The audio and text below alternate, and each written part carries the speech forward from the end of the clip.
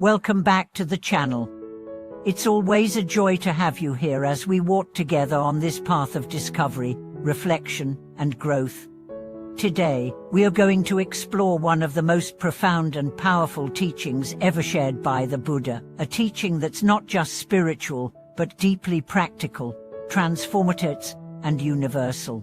The Buddha once said that life itself is a journey of spiritual cultivation. But what does that mean? How do we understand our daily joys, struggles, setbacks, and achievements as part of a larger journey toward awakening and self-mastery? We often go through life driven by goals. We want a successful career, a loving relationship, a peaceful home, and good health. These are noble pursuits. But somewhere along the way, many of us begin to feel that something is missing. The promotions come, the milestones are hit, yet an invisible void remains. That emptiness isn't a flaw, it's an invitation. It's a whisper from the deeper part of us, reminding us that life is more than acquisition. It's transformation. When the Buddha spoke of life as a path of cultivation, he meant that every single moment, every emotion, every challenge, every relationship is a field where we are invited to grow. We are not here just to consume or compete. We are here to evolve, to refine our thoughts, soften our egos, awaken our compassion, and move toward a deeper alignment with truth. Let's begin by looking at the word cultivation. In agriculture, cultivation means preparing the soil, removing weeds, planting seeds, and nurturing them with care and patience. This is no different from the spiritual path. Our minds are the soil, our actions are the seeds. Our discipline is the sunlight, and our challenges are the rain that makes everything grow. Think about the last time you were deeply frustrated. Maybe someone misunderstood you.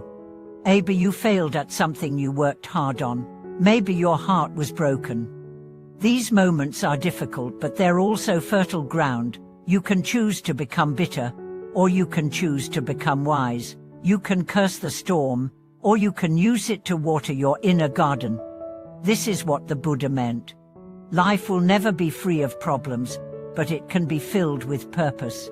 Pain is not the opposite of the path. It is the path. Take, for example, the great poet and statesman Su Po. His life was filled with political setbacks, exiles, and betrayals. Yet through all of it, he cultivated peace, insight, and humor.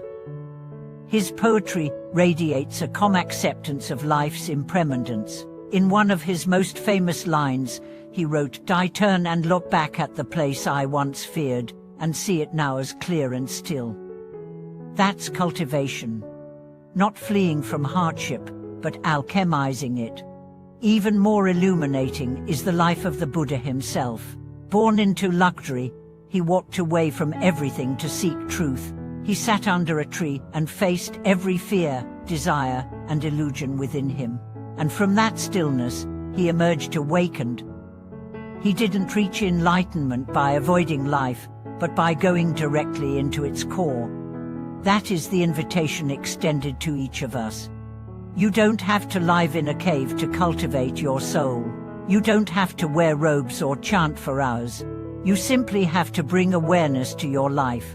Every argument with a loved one, every deadline, every insecurity, these are your teachers. When you bring awareness to your reactions, you begin to shift them. You learn to pause before you speak. You notice the urge to judge and choose to understand instead. You feel pain and allow it to soften you rather than harden you. That's real cultivation. It's about showing up fully to life, not escaping it, but embracing it as the very material through which your soul is shaped. And it doesn't require perfection.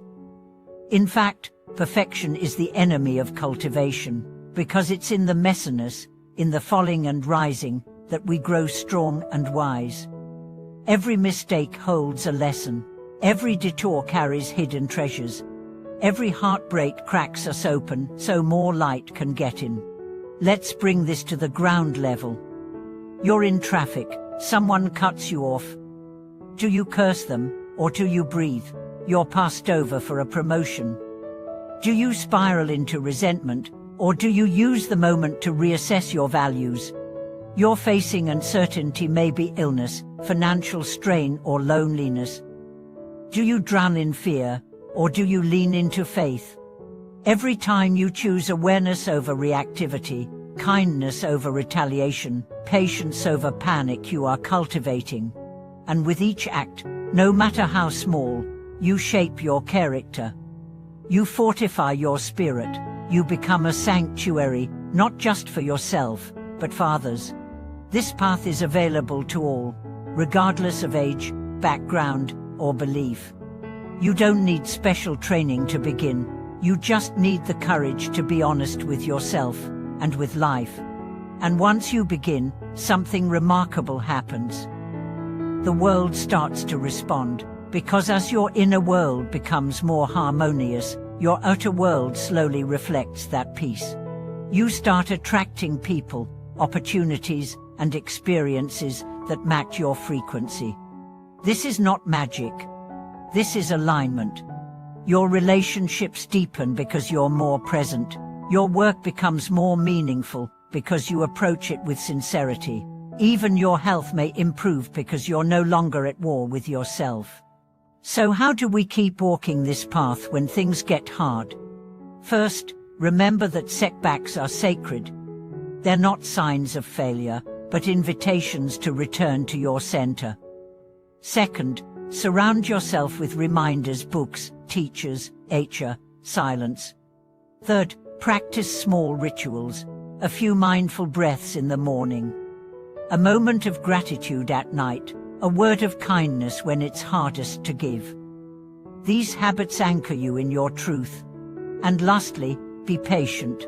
Trees don't grow overnight, neither does the soul. But with consistency, compassion, and courage, you will grow, and your growth will become a blessing, not just for you, but for everyone around you. This is the real meaning of life as a journey of cultivation, not achieving, not acquiring, but becoming. Becoming more awake, more loving, more free. So today, whatever you are facing, ask yourself not just, how do I fix this, but how can I grow through this? Shift from control to curiosity, from resistance to receptivity, from surviving to evolving. Because in the end, it's not what happens to you that defines your life. It's what you do with what happens. It's who you become in the process. And when your final days come, may you look back not with regret, but with reverence for the storms that shaped you, the tears that cleansed you, the laughter that carried you, and the courage that moved you closer to truth. Thank you so much for watching this video. If this message resonated with you, or if you have a personal story about how life has helped you grow in unexpected ways, please share it in the comments. We are all walking this path together. Don't forget to like, subscribe, and support this channel so we can continue spreading wisdom, hope, and light.